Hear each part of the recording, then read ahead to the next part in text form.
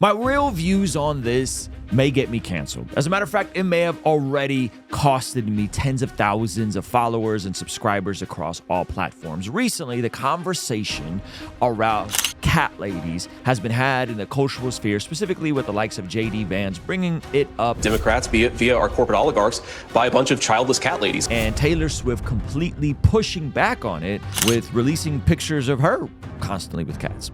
This has led to a massive cultural conversation about that one word that divides much of the gender conversations in society today. And that word, ladies and gentlemen, is patriarchy.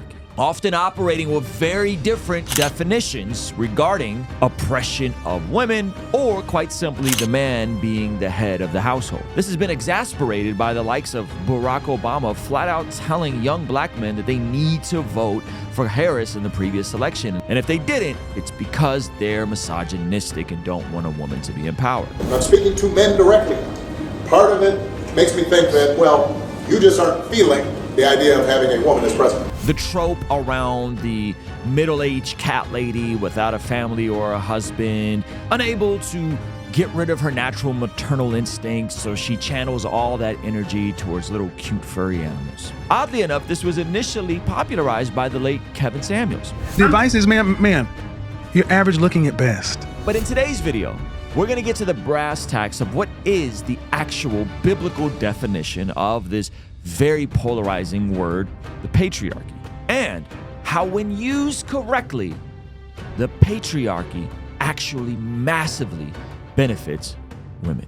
But before we get into that, guys, my name is Ruslan. This channel exists to encourage, empower, and inspire you to live a life that blesses God. Sometimes that may mean getting a detachment from whatever the cultural norms are and going back to the scriptures and the way God ordered things to get a better biblical framework of some of these polarizing topics. And that's exactly what we're going to be doing in today's video. So if you're new here or if you're not new here, please do me a favor. Hit that subscribe button, as I'm bleeding subscribers here left and right. People are leaving, and a majority of you guys that already watched this video, unfortunately, are not subscribed. So let's jump into it. Okay, I'm being a little facetious. I'm not really losing followers like that. I'm actually gaining followers, which is interesting enough. And this is something that they get me dragged in Lecrae's comment section when I brought this up, and they kind of clipped this as the beginning of his conversation. But I do think this is a necessary conversation, especially in light of the massive loss that both Harris and Clinton experienced running against Donald Trump. I'm not going to get into politics on this video. I just want to go to how this conversation is often misunderstood and how a biblical framework around this conversation is actually a net positive, and why. So we've been highlighting some different clips from Home Team, Rhythm Church, Oceanside, California. My pastor, Pastor Jeff. 1 week, he ended up throwing up a button up. We thought maybe all you Catholics and Orthodox in the comments actually got to him. But nope, he's back to preaching in a t-shirt, baby. Take that, traditions. Let's jump into this clip. This is from this past Sunday's message at Rhythm Church. We'll link the video below, or you go to Rhythm Church's YouTube page. And he did an amazing job. In this conversation, he hit the LGTB topics. He talks about being single. There's so many different facets that he hits that are very interesting. But when he got to this part, I was like, oh, we got to talk about this because we've been talking about it. And by the way, this is like a coordinated effort. I didn't know he was going to talk about this. I don't think we've ever had a conversation about this specific topic, but it was really interesting to see how much of the things I've been saying are directly overlapping with the things my pastor's been preaching. So let's jump into it. We get afraid a little bit of like a patriarchal society. Well, we're a patriarchal society. We got to be careful with the abuse of oppression. But the only time that there's toxic masculinity is when we're lacking godly masculinity. Now, I've been saying this to my liberal friends. Andrew Tate's not in the vacuum. The rise of someone like that is not in a vacuum. Even the likes of the stuff that Kevin Samuels was doing, which I have been critical of at times, are not in a vacuum. That it's in response to something that's been a wild overcorrection that has actually turned toxic. And so when something goes toxic and goes left, like the downstream effects of radical fourth wave feminism and the sexual revolution, what do you think is going to happen? Then the world that doesn't have Jesus is going to go overcorrect again and become toxic. Men of God to rise up within our cities, within our communities, That's within our right. churches, first off. That's right. In a patriarchal society, when done biblically, the family and culture flourish. Biblical part. Woo! In a patriarchal society, when done biblically, the culture flourishes. The people flourish. The family flourishes. Now, why is that? Well, let's let them cook. Patriarchal society, when done biblically, the family and culture flourish. Biblical patriarchy is not an oppression of women, but rather an empowerment of men to serve and empower their family so that they can fulfill God's will and purpose for their lives. Come on, man. What's going on? Pastor Jeff, what are you That's doing? it. That's crazy. That's it. So when you look at patriarchy, which again, I don't go to the isms definition. It's very sneaky what people do where they go in and they'll take a word and they'll change the word in the dictionary and then they'll use the dictionary as the means for why y'all tripping about this thing. Marriage, I saw this done with marriage. Maybe we'll make a video about this when Jillian sat down with Matt Walsh and she said the definition of marriage is two persons coming together. And it's like, no. You can't change the definition of something and then go to the new definition and use that as your argument against something. That's called circular reasoning. So the word patriarchy, biblically speaking, presupposes that the man is the lead. That's in Ephesians, all the way to Father Abraham, the patriarch of the faith, the patriarchs of the faith, right? So you see this used, and it's primarily just saying that the man is the head of the household. And so when you actually understand what the word is intended to use, then you understand that the proper framework of it will lead to optimal flourishing, right? When men operate as the leader of their household, then women and children and the family is empowered to thrive. It's Christ-like leadership. That's right. And we'll get into that. We'll get into that deep next week. And then it's this idea of, okay, now wives, you partner with your husbands, getting under the mission that God has for you and your family. That's what submission is coming under the mission. And you're coming under the mission together. Submission is not division. Come on. Division. Die means two. And a lot of times what we see in families is we don't see a submission to God's call and purpose. What we see is we see two visions. Your vision and her vision. I mean, think about this. The church, the bride of Christ comes under the mission of Christ. What if we were like, nah, I mean, we read it, Jesus, but I think we're going to go do this instead. No. I mean, we know what you say and all this, but like, there's a lot of us here, and we're not really on board with what you're talking about. I mean, so that kind of sounds like the progressive Christians. Yeah. The deconstructionists. Did God really say? I think God today may have written it differently. Yeah, that's what that sounds like. Go ahead. We go do our own thing. We would then cease to be the church. And I do want to mention this. It is not women submit to men.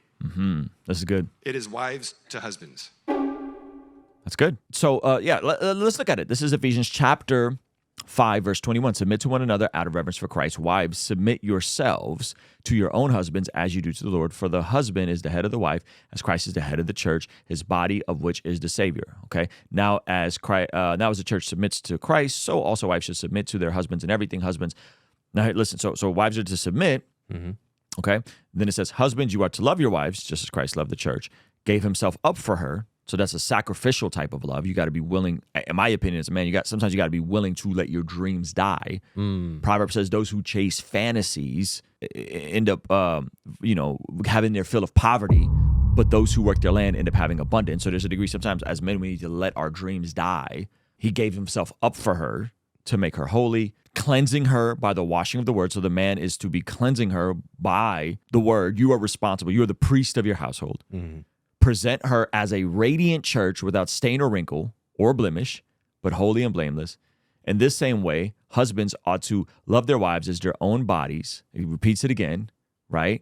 He who loves his wife loves himself. After all, no one ever hated their own body, but they feed and care for their own body, just as Christ does the church. For we are members of his body. For this reason, a man will leave his father and mother. So he's quoting Jesus, and he's that which is also talking about the Genesis account, and be united to his wife. The two will become flesh. It's a profound ministry, but I'm talking about Christ and the church.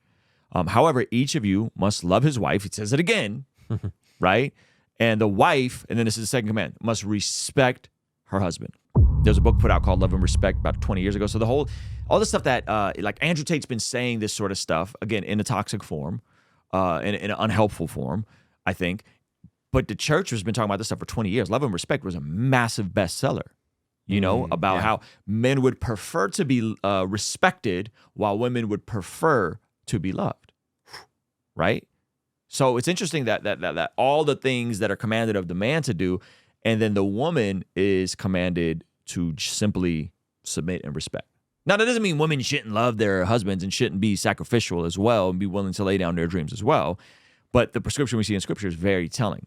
So why is this important? Well, as husbands, I believe we're called to be the priest, provider, protector of our homes.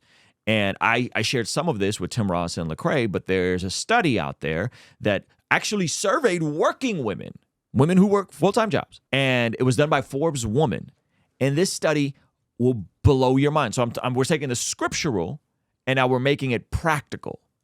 We're taking what's happening in society and we're connecting it to the biblical teachings. Right now, what I'm not saying is that this is a prescription and an absolute standard for everybody. I understand that there are people who have gone through rough seasons, people who are perhaps disabled or whatever. But the scriptures here, I think, connect with the role of what this is supposed to be. And this is a crazy article by Forbes Woman that says that according to Forbes Woman, 84% of working women told Forbes Woman and The Bump that staying at home to raise children is a financial luxury they aspire for. What's more is that more than in 1/3 resent their partner for not earning enough to make that dream a reality. So 84% of working women said that they would aspire to at some point have the luxury of staying at home. Now, that is a luxury. Don't get it twisted, especially in this economy with inflation and the housing prices. That is absolutely a luxury. But that's very telling about women's. This isn't Christian women. This isn't tradcons. This is just women who work. That it would seem that it's in their natural nature to aspire to stay home for a season when they have little children. Hello. What do you think is the effect outside of the marriage? Because the Bible is talking about the patriarchy, and it's a very biblical definition. Is actually about marriage. It's not about like submit to a man. It's submit to your own husband.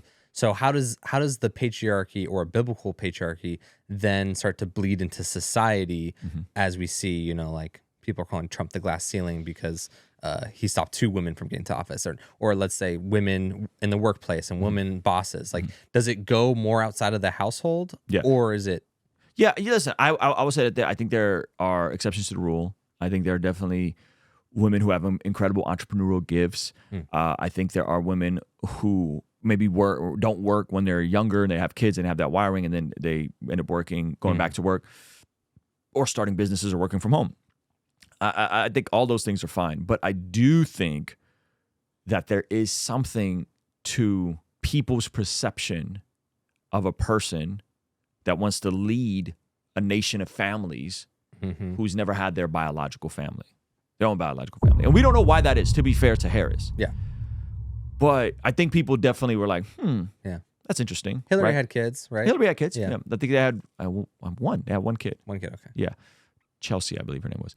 And so I do think there's something to that, right? It's like, how are you going to lead a nation? Like, you just don't know what you don't know. Yeah. So it's like, okay, it's not that a woman can't be president, but there is a factor to it where if it's not going to be patriarchal, it might need to be matriarchal, and you might need to at least be kind of a motherly figure to the nation. Yeah. And if people can't see you as a mother, being a motherly figure to the nation, then it's like, okay, we can't really see you in any way right here. Right. So though people might scoff at the idea of what J.D. Vance said, which, you know, I don't know if he should have said it that exact way. I don't think he came up with it. I really think that Kevin Samuels is who kind of perpetuated that whole single cat lady thing. And a lot of his stuff, which again, there's some things I disagree with him on, but was primarily you have incredible expectations of men, but you aren't becoming the type of woman that would attract the type of man who would want to deal with you, right? Yeah. And so that was his whole shtick. That's why he blew up. And then when he passed away, what rose up, something even more toxic rose up with Andrew Tate. Yeah. And so people miss this. People miss these demographics. People miss these shifts of what's happening and the amount of women going to college and the amount of men not going to college, right? There's a lot of interesting social factors playing into this. And again, that's not to say that men are not without responsibility. I think we actually need to lead better, and I think we need to step up and to be the head and not the tail in terms of culture, right?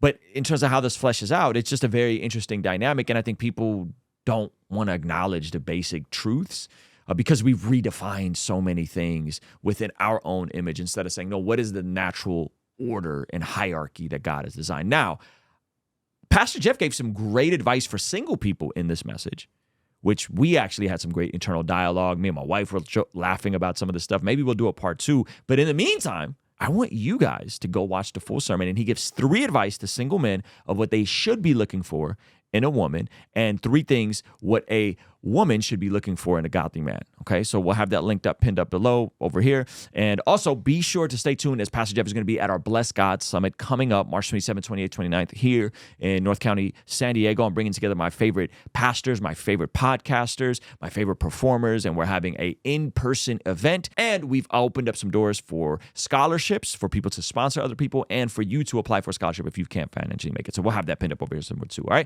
right. Love you guys. Peace.